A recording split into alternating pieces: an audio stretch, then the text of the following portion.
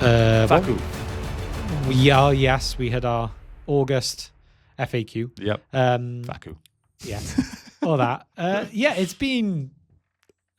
I hate that this is the reaction to most things at the moment, but it's been a bit...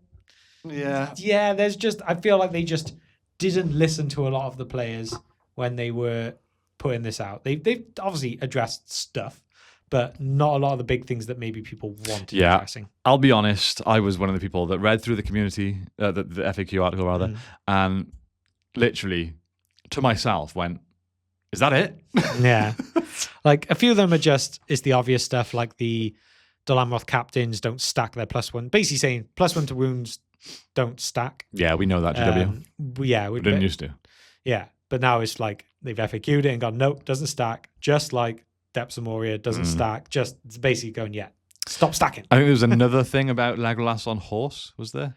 Yes, it's to do with where infantry keyword has been used and whether he could still do stuff.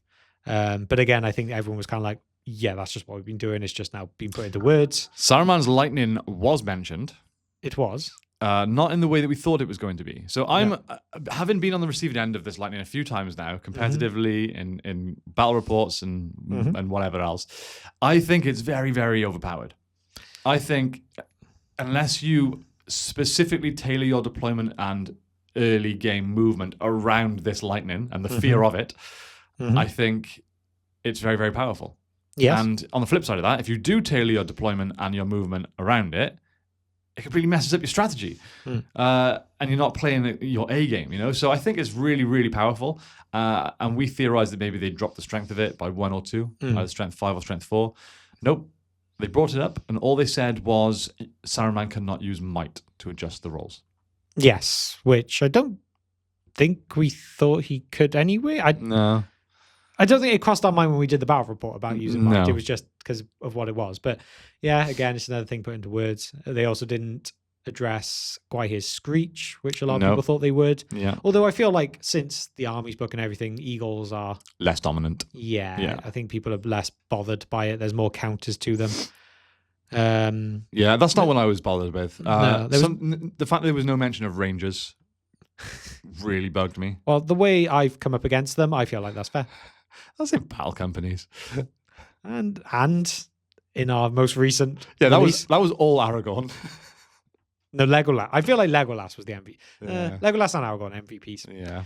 But yeah, it's And there's a few expensive units in this game at the moment that are really underperforming. Yeah. And I would name drop Rangers and Bjornins there. I think they're two of the key units that for the points you spend on them, you want them to be better than they are.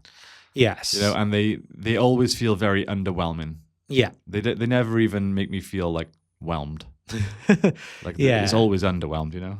Yeah. And I think another issue with it is supposedly GW said the reason there hasn't been a massive amount is because basically there isn't enough data to draw upon yet to early days of the edition. Yeah. However, supposedly, is it Old World has had the exact same amount of time of their latest edition or close enough or during the same amount of time, and they'd had 2 quite big updates in that same time. I mean, I don't know player base wise. I was going to say maybe that says something about the player base. Yeah, but it's just one of those which are like, I feel like over 6 months is enough to kind of go, oh, this is obviously a bit. Yeah, but I've seen a lot of people like in the Facebook groups and stuff that are essentially saying that what is the point in these FAQs when GW advertise, you know, if you have any questions that you want answered or clarified, send them to this email, and they just don't. Like there's been groups of people that have got together loads of fans to back up these questions. Like a large portion of the community want these answered. Here they are, and they just ignore them. Yeah. Like if people are getting together to do these, you've got to answer them. It's you true. don't want to be upsetting large portions of your community. Okay, well, if we use, say, lightning as an example then for a minute, is it just a case, and this is playing devil's advocate here. All the Saruman players want to keep it the same. Yeah, or is it just a case of, because you've got to think differently coming against it, people don't like it? Is it because it actually makes you play the game differently for once? Which sometimes, if you think the game could get stale, and it's like, well, actually, I'm playing this out, means I've got to think differently. I've got to play a different way. It gives me something different to do rather than go for that exact same strategy every single game. Is that them actually, well, I don't know, it's a good thing because it's making you do something different and come about the game differently rather than make it less powerful. So you go, oh, and I don't have to even change my strategy for any games. Is there anything of that in it? I think maybe, but I don't think there is ever a flat strategy fits all anyway, because you're always changing your strategy depending on your opponent, regardless. Yeah. And I think that strategy change normally comes from going, okay, they're really strong at shooting, for example, so I need to avoid this and that. But when it's just like, you're going to, like for me, I was playing Mirkwood Rangers. He needs 3s to just take out my most important part of my game, you know? Yeah. That is powerful. That is really powerful. He doesn't even need line of sight. I get Mirkwood Rangers is hard because they're such low defense. Like I get for like your D6 armies, that's kind of like your point where you go like, this is my front line, this is harder to kill, and they're still 4s. Yeah. So it's like taking it down to that 5, then at least it is 5s and it is a bit harder. It's not a 50-50, it becomes an odds are against you. You know what? I think, because I've only ever been on the receiving end of that with Defense 3 models.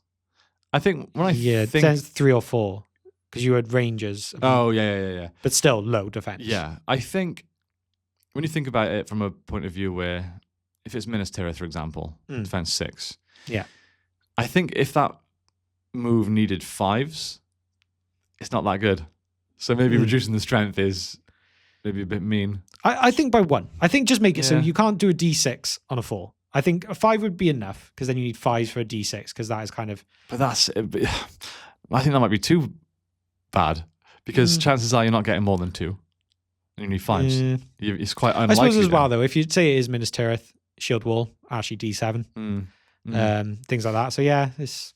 Yeah, maybe I've been too harsh on it. It's coming from a point of view of having armies that have low defense. It seems really overpowered. Yeah, like... Maybe it's okay. In the doubles, yeah, we were... Yeah, Halls of Thranduil. Halls of Thranduil. In our recent battle, Rangers of Athelian Gondor. Yeah. And your other one was Mirkwood Rangers. Mirkwood Rangers, yeah. Yeah, so yeah. Yeah. Rough all round. Yeah, because I suppose... I need to start wearing some armour. Yeah, because I've played against it in our league, which hasn't come out yet. And I was dwarves.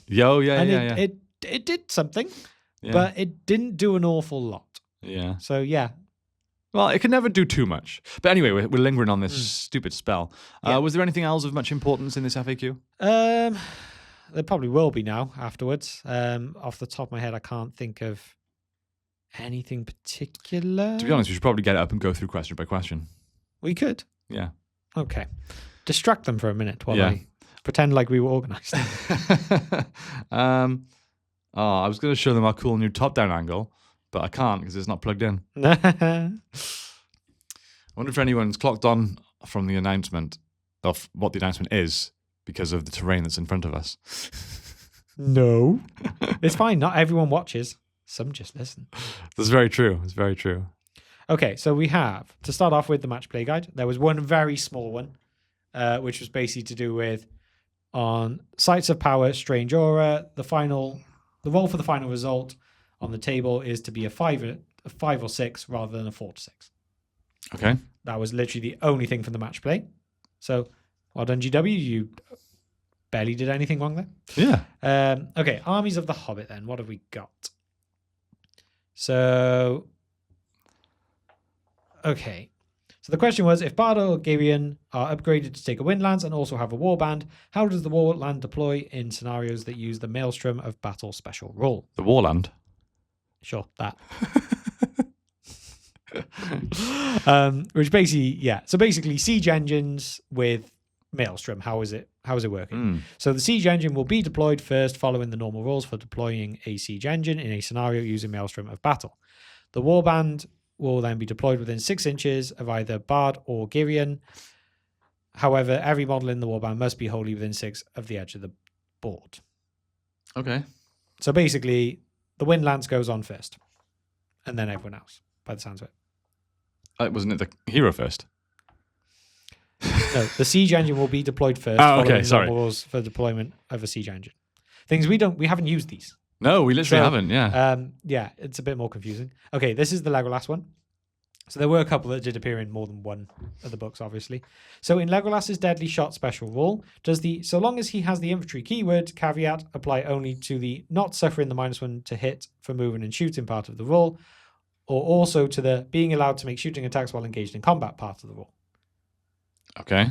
So this caveat only applies to not suffering -1 penalty to the hit for moving and shooting. Legolas may still make shooting attacks whilst engaging in combat if he is mounted. So basically, Legolas can just still do what he wants. Someone tried to nerf him a bit and they went, no. This game is based on the movie versions of the characters. Yes. And he is definitely overpowered in that. So I'm surprised they haven't given him like some kind of like he can leap over heads and he can, anything that's falling from the sky he can stand on. Exactly. Then if in an Erebor reclaimed army, Bofa is upgraded with a Troll Brute, can the army still benefit from the To the King special rule? No. It no longer includes only infantry models or infantry hero models, so it does not meet the requirements. It's fair. Yep. A lot of these are quite niche. Yeah, they're quite none of these are having a big impact on the game, you know? Nope. Next one is basically if you've got Gwaihir and the Eagles with Radagast, does the mount for Radagast count in your number of Great Eagles? So it's fly. Yeah, the flies drive me insane. Does Radagast's Mount Eagle count towards the Great Eagles for then taking how many fledglings you can with it? And basically, Gwaihir does not count towards the number of Great Eagles when he's taken with Radagast. Okay. Cool. Yeah, again, it's something that's very niche, an army list that people don't really play that often. No. So, yeah. Okay. Next, if a Nazgul of Dol Guldur is resurrected via the Unholy Resurrection special rule, do any Might, Will, and Fate points that were spent remain spent? Yes. I think that actually came up in one of our tournaments, or something very similar. There was something with Nazgul being in the sack with... Yeah, that was a different one. I think this one actually came up in our first tournament of the last edition. I can't. But yeah. Yeah. Interesting question. If a Nazgul of Dol Guldur is slain by an elf bow, do they suffer a -1 penalty when rolling for the Unholy Resurrection roll? Yes. Oh, okay. Yeah, which I guess because Alvin made weapons change the roll, so. But what if they're put in a sack? By And Tom then or shot Bill with an or- Alvin bow. Yeah. So. Oh, okay, no, way more. In the Three Trolls campfire, is the Three Trolls campfire open ground, impassable, or something else? Basically, it's treated like an objective marker, though it doesn't actually count as one for scenario objectives. Yeah. So basically, you just can't end on top of it. Yeah. But you can pass through it. Same as it's still most fire. things. Yeah. Yeah, it is fire. It's literally fire. Okay, do we want to go through every single one here? Because this is a very long Bofa steadfast rule one, which is very specific. Both for steadfast. Yeah, like the entire page is that. Oh, okay. Let's not go through that. Yeah. Good lord. Again, some of these like I have skipped over because we don't use these models. Yeah. We don't own certain versions of these models either. Yeah. So yeah. Then there's a few little erratas. Yeah. Mirkwood Elf strength is 3. So some of these are continuing over from before. Wait, what? What? Hang on. Were they the ones that had strength 4? Yeah, but that was a long time ago. So some of these have a repeat. Has someone like just not seen the previous ones and they've been sending in tons of questions about their army's book? I think some of these must have just come over. Because then Radagast's Nature's Wrath is only 3-inch range. Bilbo's Master Burglar profile basically his attacks are 2. Remember there was the that was already FAQ'd at some point as well. Yeah, Alrond is only 170 points in the White Council list. I say only, I can't think if that's gone up or down. Falwarg base size is 40 mil, and Goblin Captain changed the warrior keyword to hero. Cool. Okay. So that's the Hobbit one. Again, nothing particular. Like there's not a lot to that. Nothing stands out to me. Yeah, like it feels very like we pick odd things, and for a lot of the questions that were asked, it feels like a lot was not. Yeah, and I feel like that a lot of those are going to be instances that have been sent in once. Like 2 guys have played a battle, you know. Yeah, maybe one big tournament they came up in, but it's a very niche. Yeah. Okay, so going on to the Lord of the Rings book ones. Mm-hmm. The first one is the same Legolas infantry keyword thing, so don't need to do that again. Next, if Merry and Pippin are riding into battle on Treebeard and Treebeard is hit by a power such as the Wrath of Bruinen, are they also hit? And what happens when Treebeard is not prone? Oof. So Merry and Pippin rule states that they cannot be targeted individually by magical powers, so they won't be targeted. They would not suffer any hits from the Wrath of Bruinin. If Treebird is knocked prone, they will count as being knocked flying as per the result on the Throne Rider chart, which I think makes sense. Yep. If Treebird falls over, they're probably not hanging on. So yeah, it's again, logic. Yeah. And I think a lot, I don't mean to be disrespectful to anyone, but I feel like a lot of people just neglect logic when it comes to these rules. And I think that's probably the biggest part of tabletop games in general. Yeah. Maybe outside of highly competitive, like 40k and stuff. But if you don't know something niche like that, like, if this giant thing that's carrying two little things falls over, what would happen? Like, just use a little bit of logic. Yeah. Like, they're going to be thrown off. Yes. Do a Throne Rider test. Like, yeah. Yeah. So a lot of these questions have come from people refusing to use logic. It's just going to be a case where it benefits you not to use logic. Yeah, and in a tournament. And you're like, well, that no, would... they have good grip strength. Yeah. It was like the wording doesn't say they're knocked prone, Yeah. they're knocked flying, so they're not knocked flying. Yeah. And it's like, yeah, okay. Okay, continuing on. In the Road to Helm's Deep army list, if Gimli is taken as a passenger on Legolas's horse, can he also lead a warband? No.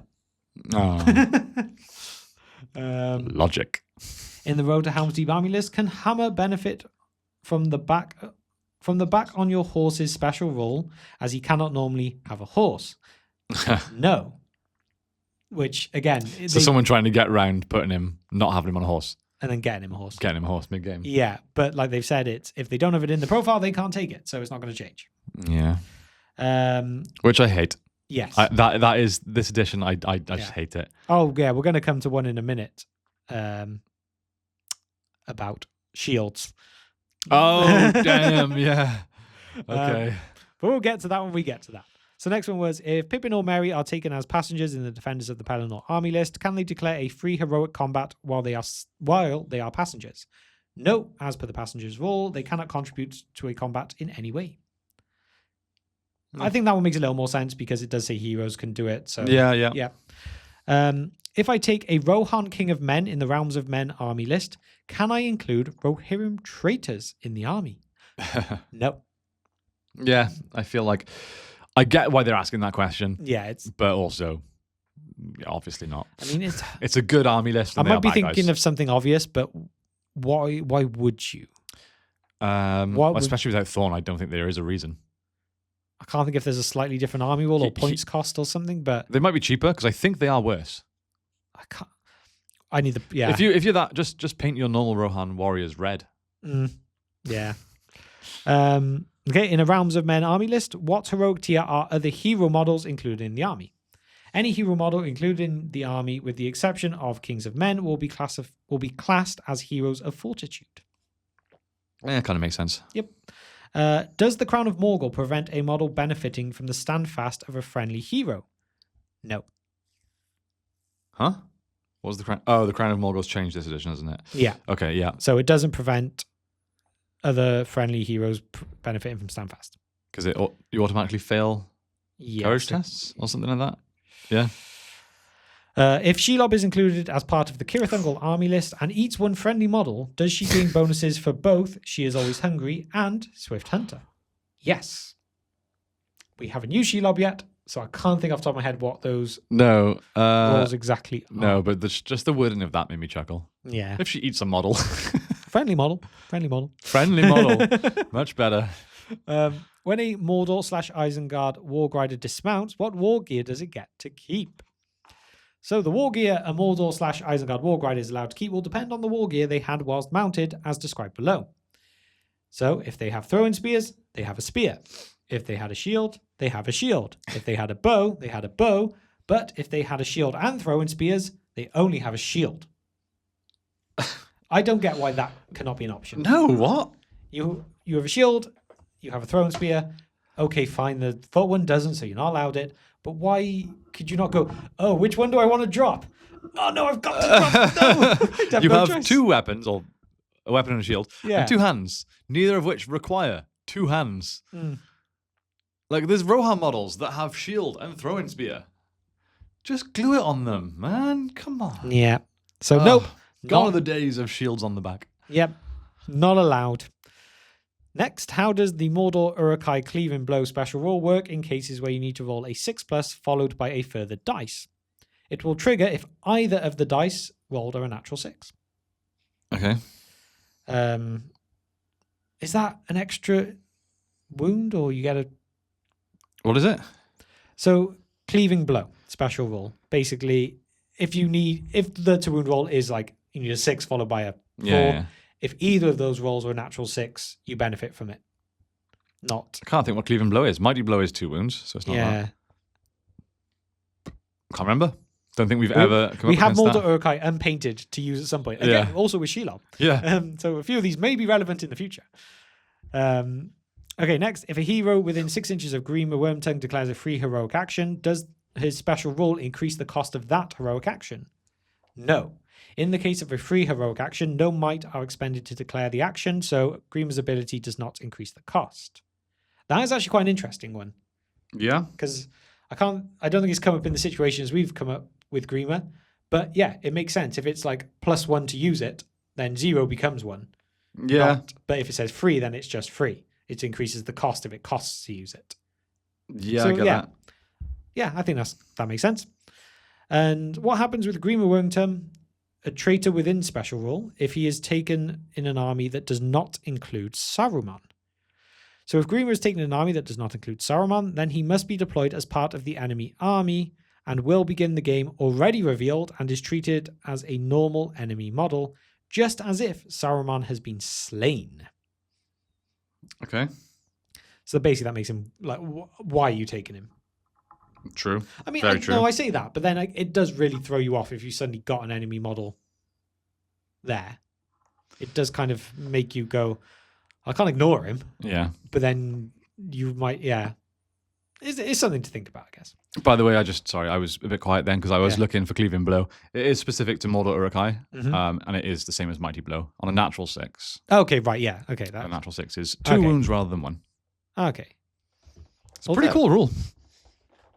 But, that'd be a stupid one. But they might need to FAQ it. If you roll 2 natural 6s, if it's needing 2 dice, do you get double Cleaving Blow? 4. Which you wouldn't because you only do 1 to Yeah. double. But hey, if they don't FAQ it, and I roll 2 natural 6s, I want 4 wounds. Then it's the Conjure Lightning one about can use might. Mm-hmm. Nope. And then, so in the Treebeard, Merry and Pippin, there's a changing of wording, which is kind of irrelevant at this point. There's a couple of interesting ones here. Ooh, I like interesting. Interest me, James. Well, I say interesting. Basically, it's a change of weapons. So Haleth can now have throwing spears. I feel like that happened before. Did that not happen earlier? It might have. I'm going to guess because, in 2 different lists. Wait, no. Oh, there's 2 different pages where it's mentioned, so they've put it in multiple times. Freyalaf can no longer have a bow. Royal Guard can have a horse and throwing spear. And I think this is a cool one, is the Black Riders list basically changed the Ringwraith's points cost to 105, basically meaning that if you're playing a 1,000-point game, you can now actually take all 9 riders. Yeah, where I think that makes sense. Before it was just dumb that you couldn't actually play the full list of riders. Do we know? So every model has been adjusted? It says change the Ringwraith's points cost to 105. So there was a points change. Yeah, in that specific list. I can't. Okay, yeah. I can't think what it was before, so I don't know how much of a reduction that is. But it definitely makes sense that you can now use them all. That's a positive change for sure. Yes. Yeah, Does it make it playable? Like, is it now a good list? I mean, 9 models at 1,000. I bet it's a load of. I don't think you got enough combat melee power. I personally hate using Nazgul, but each to their own. Yeah, I think there are circumstances where a Nazgul within a list somewhere. Oh yeah, they're not what they were in previous editions. Yeah, but yeah, a good player probably gets more out of them than I do. Magic expert, should we say? Yeah. Which we are not.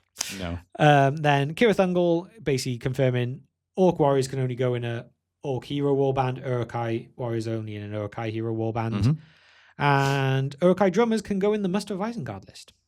Cool. And that is the end of Armies of the Lord of the Rings. Moving on from that one to the Armies of Middle-earth, which is far shorter. Like you. Indeed. If you can somehow get that very vague reference from a very old wrestling thing. Indeed. Carry on. No, it's that. Indeed. So good. Probably so racist. Oh, yeah, definitely was. So, if a Knight of Dol Amroth is within 6 inches of 2 Dol Amroth heroes that have charged, do they benefit from multiple +1 bonuses to wound? No. Unless explicitly stated, multiple instances of the same rule are not cumulative.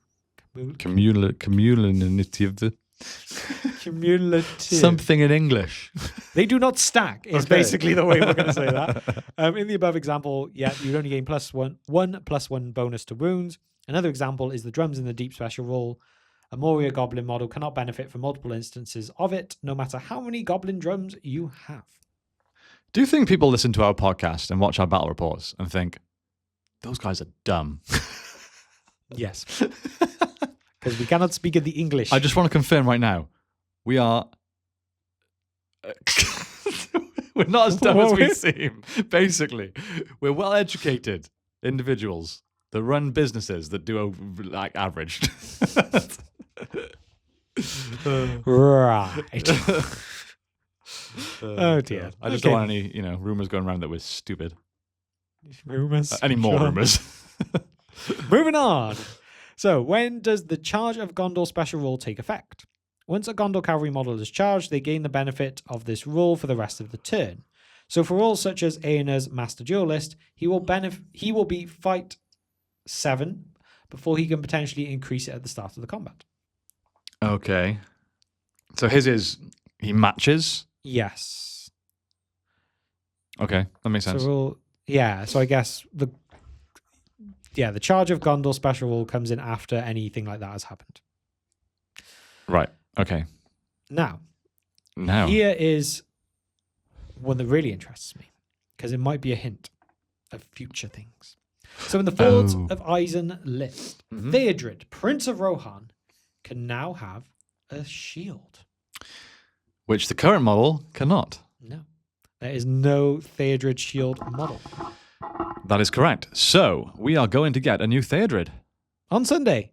You heard it here first. Oh, it's going to be. Yeah, you're probably right there. Or, like I say, later today.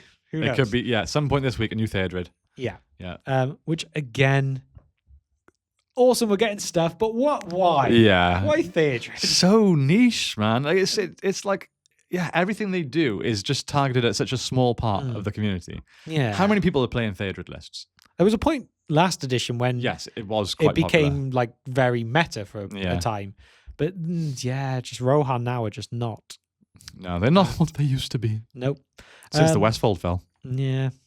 Poor old Westfold. By the way, our recent battle report has been our first of our What If series. Oh yes. And feedback has been fantastic. Yes. Like I've got to say, really appreciate all the positive comments. It's been amazing. And it's got me hyped to do more. And all the suggestions for what if scenarios have been great too. There's been some really good ones. Yes. So long as they don't involve you using Aragorn and Legolas together again, I am okay. But when I said the Westfold then, I was just thinking a cool what if could be like, what if Gondor did come and help? It's just so much fun stuff we could do with that. Yeah, that could be quite easy. A Theodred list with a Gondor reinforcements coming in turn 3 or something. Yeah. Easy. Yeah, done. You heard it here first. Anyone else is copying us. This happens a lot. We come up with great ideas, then someone else does it. Yes. Which is, we'll get to that in a minute. Yeah. Okay, moving on to the next couple. So Drew's Hags, the Beast Caller Enraged Beast, is now range 6. His Fury Beast range is now south. Gulavar has now got a 12-inch move value because he had only been given a 6 one in this edition, which was just stupid. Yeah, stupid. So people will be using that again. And for Moria, change the bullet point of the following. Beast Warrior models may only be included in Druzag's Warband. Beast Warrior models may only be... Oh, right, okay, yeah. So you can... Any beast can only go in his, not he can only take beasts. Yeah. Sorry, I was confused myself when I read that then. Yeah, no, they can only go with him. Yes. Okay, so that's Armies of Middle-earth done. Now we've got one more in the rules manual. Oh. Is this the controversial one? It must be, because at this point, I feel like I should have already come across it, but I've forgotten which one I'd read it in. We'll see. We'll find out by the end of this. So, in the rules manual, if a model has a special rule that states it must charge when it moves, if able, can it choose not to move and therefore not to charge? No. The model still will follow all the steps of activation phase, the second of which is start of move. If at this stage the model could charge, it must. Yep, that's fair. Like a helm, for example. Yep, Aomir once he's Aomir. angry. Aeoner has to charge? Yep, there is another one as well. I've used it recently. Can't think. Yeah. But yeah, I think, that makes sense. You can't just be like, nope, I'm just going to stand still and ignore that because you are still within range. Yeah. If a hero dismounts for whatever reason and that hero has selected multiple pieces of war gear, are they forced to discard chosen war gear if there are no legal model to represent the model on foot in the same manner as a warrior? So basically, does the mounted version, if the mounted version is different stuff, can it still keep them all? Yeah. No, hero models are exempt from this rule. So they are not forced to discard. They can keep all mounted war gear. Okay. So if they have different war gear when mounted to what they can actually keep as a foot one, then you can keep them. Okay. Which goes against everything they've said for other stuff. But are there any circumstances where that's relevant? I mean, there's got to be for the question to be asked. It's going to be like, I don't know, like a shield and throw-in spear type deal. First what pops in my head is Aomir. No, but his foot model has a shield and spear. I don't think there's a circumstance. So does that mean foot Imrahil can have a lance? But lances are only really with mounted models. But they've just said they can. So we could have a lance and shield. Oh, God.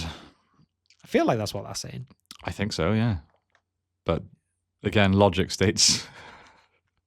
I mean, you can still pick up a lance if you're on foot. Yeah. It'd be a little bit awkward to use.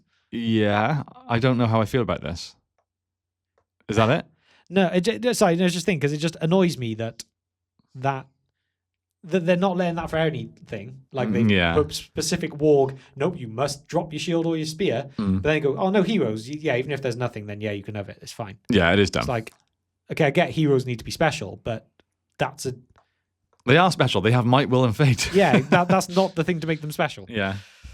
Okay, I find that very dumb. Yeah. Okay, here is the one. Okay. The rules state that when a model dismounts, it discards any war gear it is carrying that is not represented on the official dismounted model. What happens if the dismounted model has war gear that the mounted model didn't have? For example, if a Mirkwood Elf Knight dismounts, the dismounted models, Mirkwood Elf Warriors, all have options the Knight does not. Answer. In rare cases like this, the dismounted model gains war gear so it can be accurately represented by the model.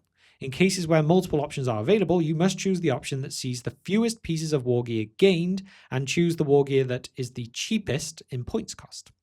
Okay. For example, in the case of the Mirkwood Elf Knight, it would dismount and be represented by a Mirkwood Elf Warrior with a shield, as that is the option worth the fewest points. We presume the warrior found a discarded shield on the battlefield. In the given example, you cannot use a model with an elf bow or elven glaive, as they both cost more than a shield. That is so dumb. That is so dumb. So in this circumstance, they're saying a model can find a discarded shield and use it. But Hammer can't find a fleeing horse and mount it. No. And Gil-galad can't have one. No. Even though he does. No. Only in photos and lore. Not in anything relevant. And all those elven shields that are around him in the battlefield. Oh, he's too good for those in this game. Yeah, like, so what? If turn one... What was that? Like a feather on your nose? I know, there's like something...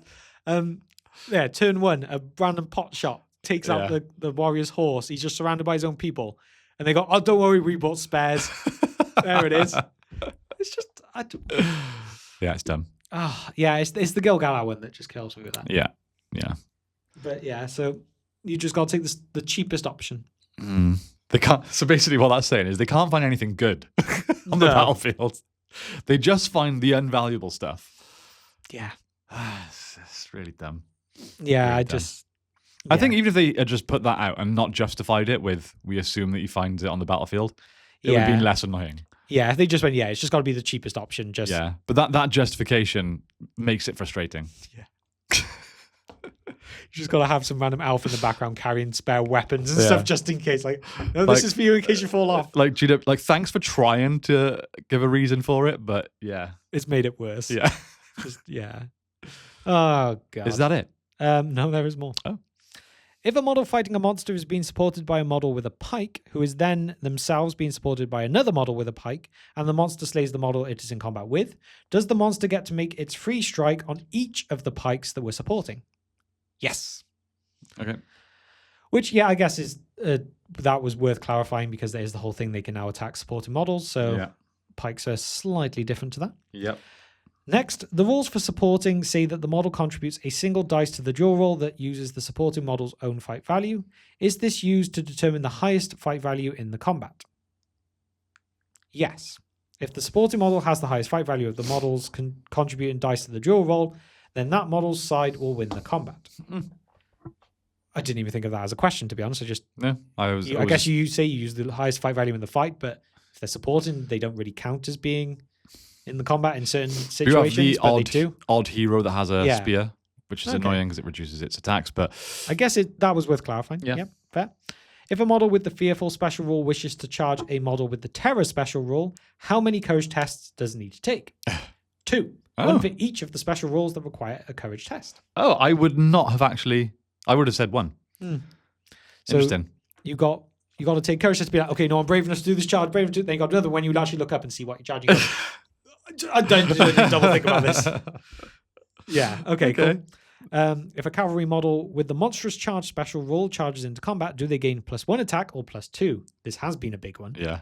They will gain +1 attack. Yeah. The 2 special rules do not stack. I feel that was also clarified previously, but okay. Was it actually clarified, or was it just that? I'm sure it was. I feel like just within the community. No, I'm sure. I'm sure it was in the last FAQ. Maybe.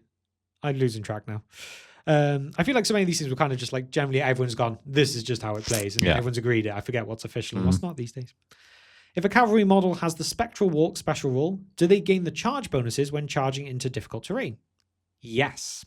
Can objective markers or markers that are placed as part of a model's special rule, such as the vine marker from the Writhing Vine's magical power, or the marker placed as part of the Invoke the Bruinin special rule in the Rivendell army list, be placed underneath the base of another model? No. Okay. A lot to say about that one. Yeah. just no. They've just gone, stop asking questions. No. It feels like the longer you go through this FAQ, the shorter the answers are. Objective markers state that a model cannot finish its move overlapping them. Is this also true for markers that are placed as part of a model's special rule? Did I just answer that? Is this a special rule such as the vine markers from the Writhing Vine's magical power, or the marker placed as part? Are you reading the same one again? No, it's not. Oh. And it's worded very slightly differently. And this one gets a longer answer.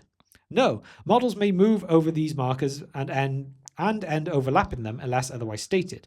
However, as many of these markers are required to be removed at the end of a specific phase, players will need to be careful when removing them so that they do not move models overlapping them from their original position.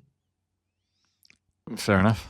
So you can't place them overlapping a model, but you can then end a move overlapping them. Yeah. Is basically what that's saying. So it was slightly different. Okay. Can a mount with a hero keyword be chosen as an opponent's target in Fog of War scenarios? No. Or should we say, nay? Is that actually what it says? Yes. They just made up for the silly justification a minute ago. I love a dad joke. Yes. Good old GW, James Workshop joke, that is. Classic. Then finally we finish with some erratas. Erratas. Add the following to the end of the paragraph for mounts. A mount that is also a hero cannot declare heroic actions. Yeah. Add the following to the end of the paragraph for war beasts and movable objects. A war beast is completely unaffected by special rules that would prevent it from activating, moving its full move value, or that would attempt to move it. So you cannot move a war beast. And spears, add the following to the start of the fourth paragraph. A model can only gain support from one spear-armed model at a time. Hey! Again, I think that was already just clarified. But yeah, that was crazy when that came out. Yeah. Okay. That was it. How do we feel? We kind of covered this bit before we covered the FAQ. And we've gone over it again just to make sure we didn't forget anything. And it's the cool. You did some stuff, but you've also annoyed me in places with it as well. Yeah, I'm not annoyed by anything that they put out there apart from that one paragraph about the finding war gear. Yes. What I am annoyed about is the lack of things that needed addressing that weren't addressed. Yeah. That's the main thing that's bugged me. Yeah. So, I mean, maybe at the 1 year point of the edition, they'll do like, no, here's a big one that we're changing some big things. And they just didn't want to do it before that. Maybe it was agreed before. They were going like, no, we're going to give it a year and then we'll make big changes. Only very small, non-meta defining maybe will be affected until then. Yeah. Yeah. All right. That was quite a long time spent on that. So let's move on from the FAQ